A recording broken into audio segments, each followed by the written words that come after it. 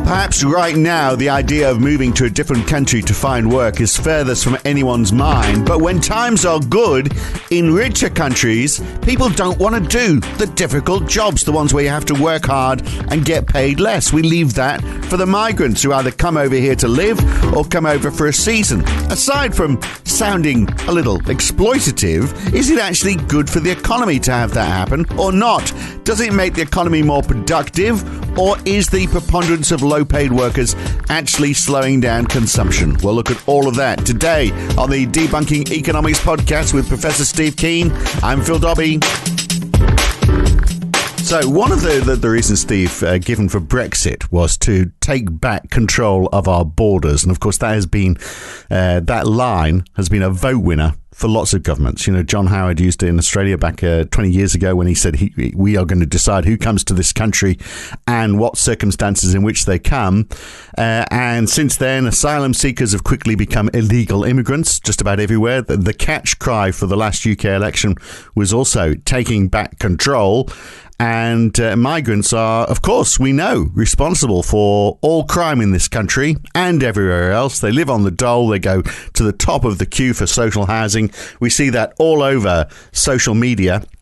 And leaving the EU is going to solve all of that because we'd have control of our borders in the UK, except for the one with Ireland, of course, which we want to control that border without actually having a border, which is a bit of a chink in the argument there. But what do you reckon would happen if we stopped all migration? If the people who are against migration got their way and you just said, right, if you're not in this country already, you're not coming in, what happens? Well, actually, that's a different angle to the one I thought would be starting off on, which is the economic obsession with free movement of labour and capital. And well, we'll tackle that too. We'll tackle that, yeah. But if you look at the migrant thing, let's put this in context. I think there's absolutely no chance of that being successful because a major driver of migration right now is climate change. And I don't know if you probably saw the reports that somewhere in Iraq cracked a temperature of something, I think it was 52.8 degrees Celsius, and that somebody pointed out this is a couple of degrees below the temperature they reckon we should cook food at to kill coronavirus, and that's the temperature people are supposed to live in. That, of course, is temperature recorded in the shade, not in the actual direct sunlight, which should be even higher again. That's meaning that major parts of the world are going to be unlivable, and it really doesn't matter what you tell people. They're going to be leaving where they are. The migration as asylum seekers, maybe as climate asylum seekers. Yeah. But if we at that aside, and I think that's a discussion for another day. If we just said, and let's treat asylum seekers maybe slightly separately. But if we just said, if you want to move here for work, we're not going to let you. We're going to be self-sufficient. Is it realistic for a country to think like that?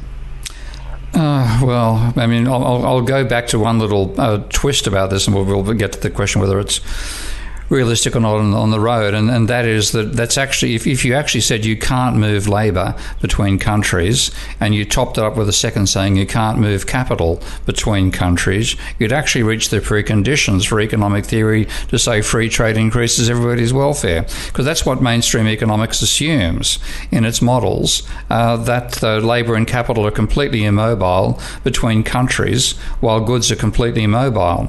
And the reason they make that assumption is that with that assumption, you have any increase in economic activity due to exports accruing to what they call factors of production in that economy, and therefore you can say that the welfare benefits of trade accrue to local capital and local labour.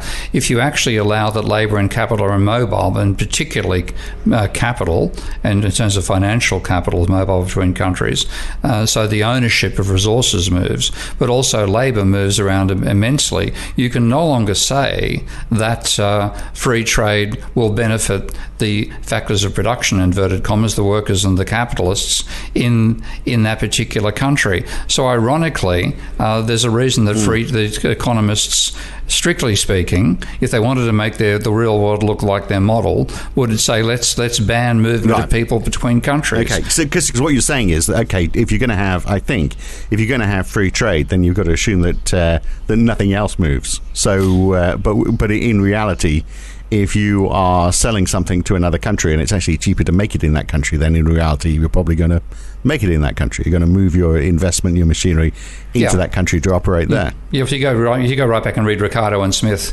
they both encountered arguments, 200 and something years ago, saying that if we allow free movement of goods between countries, then why won't capitalists in England move to, at that stage, I think they were using the Netherlands as an example at Smith's time, and Portugal as an example in Ricardo's time. They'd move production to there, take advantage of cheaper labour, and we'd be screwed. We wouldn't get any benefits at all. And the famous phrase about Smith talking about motivation by the invisible hand, it wasn't the invisible hand of the market at all. It was the desire of English capitalists to remain in the English countryside, and therefore that's the invisible hand would stop them moving across the border to the Netherlands. Now, of course, that's completely not how it's been interpreted by mainstream economists. But what we have in reality is huge movement of people between countries. And even though it obscures the case they make in favour of free trade, there is as much in favour of free movement of people as they are in favour of free trade. Well, you look at it one way. I mean, those people are the machines, aren't they? They in some cases they're very low cost machines. At least ones that we're importing are. Yeah, I mean that's if you look at why did industrialisation occur first of all in Scotland rather than, for example, France?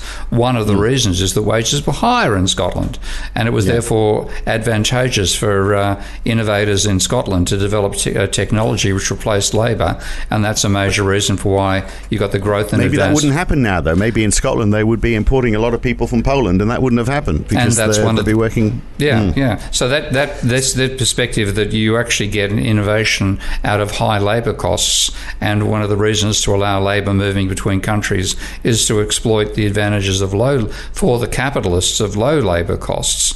That puts me in a rather different camp. A lot of progressive economists are pro free movement of people because they sort of like, you should be able to move where you want to, a sort of libertarian left attitude. I'm actually rather more sceptical. I think that a lot of this movement is people being pushed out of places where they're being displaced and exploited where they arrive. I still think...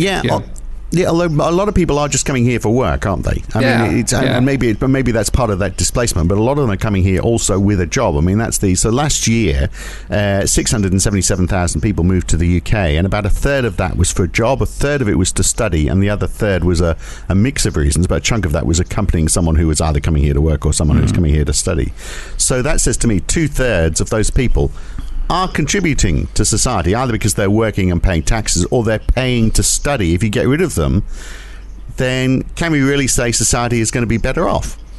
Well, it's a mix both ways. I mean, I was obviously in one of the examples in 2014 of a Australian moving to the UK, and I know I've got some criticism of my capacities as a manager, which I completely accept at Kingston University, but I think I contributed something to the UK, so I can see that as a positive. I actually when I look at it, I didn't take a pay cut because University of Western Sydney retrenched 30% of its humanities staff, including me, so I was going from no wage at all. Actually, I was being paid by Rupert Murdoch at the time to a decent wage in the UK, so I benefited as well. But at the same time, I think of my cleaner when I was over in the UK, and every week I had a young Russian woman turning up and cleaning my apartment for this princely sum of £7 an hour. And I, for the life of me, couldn't work out how anybody could survive on £7, so I normally paid about 10.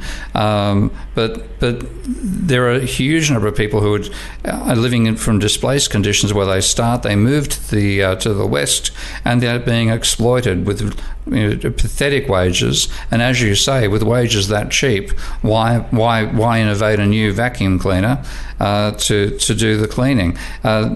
So that's one of my worries about this. That Steve Keen actually tidies up his flat by himself. That is a good one. Yeah. And that seems like a good point to break that discussion. If you want to hear it in full, the full half-hour edition of this episode of the Debunking Economics podcast, then you need to become a supporter of Steve Keen on Patreon. Go to patreon.com/Prof Steve Keen, or you can subscribe at debunkingeconomics.com. I'm Phil Dobbie, back again with Steve Keen again next week. Thanks for listening.